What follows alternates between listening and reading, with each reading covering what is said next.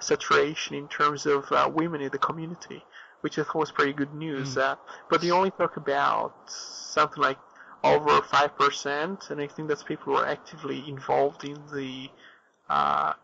I'm not sure if it's community or it's not just users of Ubuntu, but that's people who are actually involved in the decision making and such things.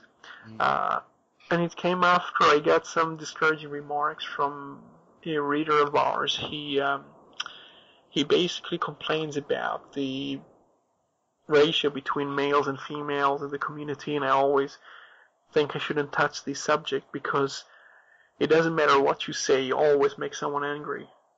And I could give you examples of what people will say hypothetically. If you make any remark, what's true, what's not true, there will be somebody offended, and it's very. It's really it's silly that everybody has to sort of double check their words for double meanings and what could possibly post out of context. I mean, I retweeted John O'Bacon when he mentioned about the women in Ubuntu. I think there's a lot more. I think a lot of people, like myself, until I sort of revealed my first name, we hide behind an anonymous handle, which could be male, could be female. I mean, up until the point where I obviously spoke on microphone, I could have been female. I would like to think the ratio is a lot higher. I would like to think we've got more balanced community. And really, when we're talking about software, certainly in the IRC and via email, sort of our gender doesn't come into it because that's not the topics we're discussing. If we're discussing about Linux and free and open source software, so it doesn't matter anyway. But yeah, it's something. I mean, I do congratulate Jono and Canonical, but they have made or attempted to make lots of pushes, obviously to get more women involved, which is a good thing. Unfortunately, it's one of those things that we'll probably never know the true figure for, just like Linux use on the desktop, because there's no accurate way of measuring every single person who's running it. Having said that, I think if there is any females that are involved in the open source community that are listening to myself and Roy ramble on, if you get in touch with us, we'd be more than happy to have you on the show. We'd love to hear what you're up to, what you're doing, what you're involved in, just for another viewpoint on a later show. So get in touch via email if you'd like to do that. The other, I really didn't get much feedback. I haven't had a lot of time to have a look through it. There's a few issues we brought up about the sound again. Hopefully we're going to be trying to fix that. That's going to be an ongoing process. And that's really about all. Yes, that's everything that I've got. A few of our generic insulting remarks, but those really usually an indicator that we're making somebody unhappy, so that's not always a bad thing. And that's really about it. Have you got anything else you want to add before we close? I was just going to make some remarks about the gender question. I think, like I said, I think it's a very controversial area. I'm not, but one of the things I found a bit discouraging is the attempt to try and characterize the free among the developers. That you have to distinguish here between users and developers. So when I talk about the ratio, I'm also talking about people actively involved in the development of the GNU/Linux operating system, and you kind of talked about users.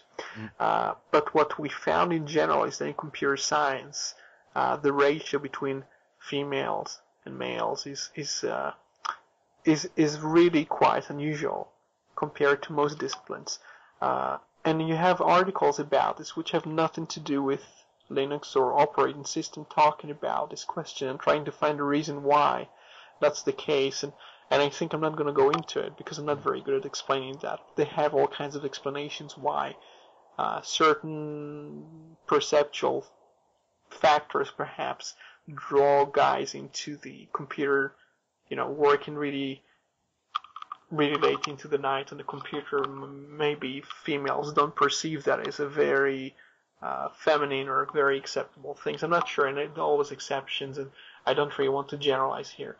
But for me, it's a good thing because I kind of moved a bit. I have a strong background in computer science, but I moved towards a more biology-based thing. So we are actually kind of outnumbered by the girls now which is kind of okay for me. But in computer science, whenever I go to computer science, I do tend to see still lots of guys, and it has nothing to do with free software or with open source, or, free software must be scary to women or discriminating.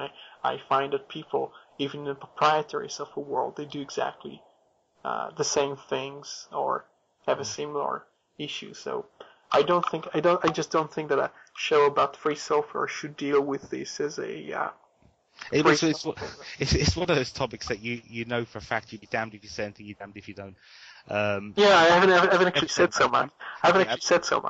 About. I mean, the thing is, at the end of the day, we're all, when it comes to computing, we're all on equal par, male or female, and you prove yourself by your own merits, and that's it. I mean, I can only speak for user point of view, as I've repeatedly said, but certainly I know many females whose knowledge is way above mine in relation to computing, and certainly the traditional stereotypes do not apply to them, and I haven't personally heard them for quite a long time now. I think society's changed as a whole, and I think you're just as likely to bump into, or I'd hope you're just as likely to speak to a female online as you would a male, and you'll never know because you're miles apart and you're working under anonymous handles.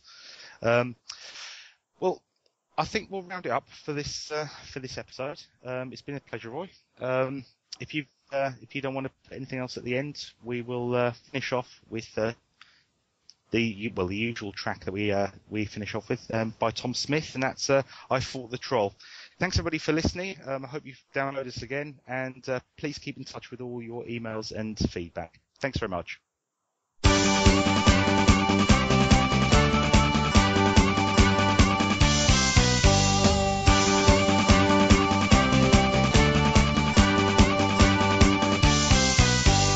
Friday night and I'm gonna get sauce. I fought the troll and the troll lost. I fought the troll and the troll lost. He tried to boss me and was outbossed. I fought the troll and the troll lost. I fought the troll and the troll lost. Underneath his creeper bridge, hoping goats will cross. Quoting Ashcroft and Tom Ridge, I fought the troll and the troll lost. I fought the troll and the troll lost. He's even dumber than Mickey Coss. I fought the troll and the troll lost. I fought the troll and the troll lost. Wouldn't last 2 minutes with David Frost. I fought the troll and the troll lost. I fought the troll and the troll lost. His worldview sounds like pro wrestling, although not as nuanced. Behind his eyes the wind's whistling. I fought the troll and the troll lost. I fought the troll and the troll lost. I kicked him off of Pentagon and Atrios. I fought the troll and the troll lost. I fought the troll and the troll lost. He's permanently banned from daily cost. I fought the troll and the troll lost. I fought the troll and the troll lost. And in November, W and all his thugs will toss. We'll try to fix America. I fought the troll and the troll lost. I fought the troll and the troll lost.